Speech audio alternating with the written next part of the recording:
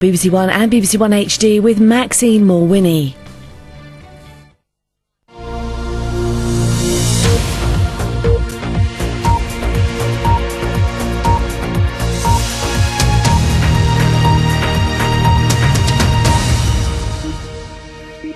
Hello, good afternoon. The police in the West Midlands have released video showing rioters firing what is believed to be live rounds at officers during the violence in Birmingham earlier this month. Shots were also directed at a police helicopter in the Newtown area on August the 9th. The police say a minimum of 4 handguns were used. Jane Francis Kelly reports. This dramatic new CCTV footage shows a masked man amongst a group of 30 to 40 youths. He carefully observes his surroundings before taking aim and firing. They say a minimum of 4 handguns were used and 11 shots were fired at officers on the ground and also at the false helicopter which took these black and white aerial shots. West Midlands Police say they have taken the highly unusual decision to release the footage because of its disturbing nature. I look at that footage and think that the only motive can have been to maximise the harm that they could cause to police officers and potentially, of course, other members of the public. Earlier, the group had caused extensive damage to a pub while staff were still inside. The crowd threw chairs into the road. A small amount of money was stolen. Officers say petrol bombs were also thrown at a marked police car. They say the use of alcohol and petrol leads them to believe there was an intention to set the pub alight. It's quite clear that they intended to cause a great deal of damage to those premises, and indeed we know that they were in possession of petrol bombs and that there was a concerted effort to burn that building down, which clearly presented a significant risk to the lives of people who were already in that building. The violence seen on the streets of Birmingham has been particularly tragic. During the week, thousands turned out for the funerals of 3 men hit by a car in Winson Green during the riots that shook the country 2 weeks ago. The father of one of the victims, Tariq Jahan, has been praised for bringing the community together in its aftermath. Now police are investigating a major incident in which they say it was lucky no one lost their lives. Jane Francis Kelly, BBC News. Rebel fighters in Libya appear to be closing in on the capital, Tripoli. They've been engaged in fierce battles with troops loyal to Colonel Gaddafi. The rebels claim to have seized most of the city of Zlitan to the east, and Zawiya. Street battles ended with the rebels in control of the city centre.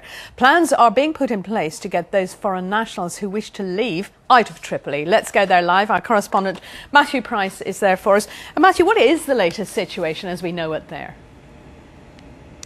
Well, that city to the west of here, 30 miles away, Zawiya, is now firmly in rebel hands. They've pushed out the Libyan army. I think that indicates where the balance of power, the balance of forces in that part of the country at least, lies. And it represents that the Libyan army has clearly had its capacity to fight really badly affected by the NATO airstrikes against it in recent weeks in that area. Those claims of rebel gains to the east, less hard to verify. We're only getting those claims from the rebel side themselves, so I think we have to be very cautious about them. Nevertheless, if they turn out to be true, and it's a big if, then it is very significant in this war, because it would mean one of 2 things. Either the Libyan army is pulling back from its positions in order to defend Tripoli, or it is losing the will and indeed the capacity to fight. Now, there are all sorts of rumours swirling around at the moment. Colonel Gaddafi and his family possibly on the verge of leaving the country. Whether that is wishful thinking or based in any sense of reality, it's impossible to know at this stage, so let's be cautious about those rumours as well.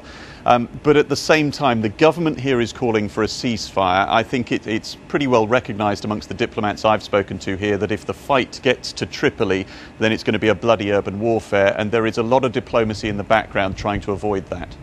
Matthew, thank you. The Foreign Office Minister Alistair Burt has indicated that Britain will back further sanctions against the Syrian government this week. Syrian activists say 40 people were killed yesterday by the security forces, despite official assurances that all military action against civilians had stopped. The Scottish Government says it stands by the decision 2 years ago today to release the Libyan man convicted of the Lockerbie bombing. Abdelbaset Al-Megrahi, who has cancer, was freed on compassionate grounds after doctors advised that he had just months to live. 270 people were killed when Pan Am Flight 103 exploded in 1988. Raymond Buchanan reports. This was the last time the Lockerbie bomber was seen in public. Abdelbaset Al-Megrahi recently appeared at a pro-Gaddafi rally in Tripoli. It's now 2 years since he left his Scottish jail cell, sent home to die with a life expectancy of just 3 months. That decision by ministers in Edinburgh has been heavily criticised, but Scotland's First Minister still insists it was the right thing to do. The key thing for us, and this has survived through endless inquiries, American senators, the Scottish Parliament, the Cabinet Secretary, even WikiLeaks' release of information.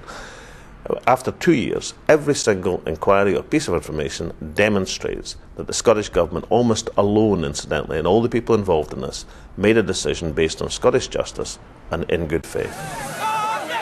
But Labour have called on Mr Salmon to apologise, and the Conservatives have urged him to publish all the medical evidence on which the decision to release Al-Megrahi was made. Neither is likely to happen. Even with the recent turmoil in Libya, Al-Megrahi has maintained contacts via video link with criminal justice officials here at East Renfrewshire Council. It was a condition of the deal which saw him released from prison. If he were to break those conditions, then technically he could be returned to a Scottish jail. Most of the 270 victims of the Lockerbie bombing were from the United States. Now senators want any new Libyan regime to send him across the Atlantic to face justice. They say he remains a terrorist with American blood on his hands. Raymond Buchanan, BBC News, Glasgow. Norwegians are holding a weekend of remembrance for the 77 people who were killed by Anders Breivik in bomb and gun attacks last month. Students who survived the shooting on the island of Utøya have been offered the chance to return to the site. Families of the victims will be able to learn from investigators exactly where their loved ones died. That's it for now. There'll be more from the newsroom at 5:10 on BBC One. Now, though, it's time to join our news teams where you are. Bye-bye for now.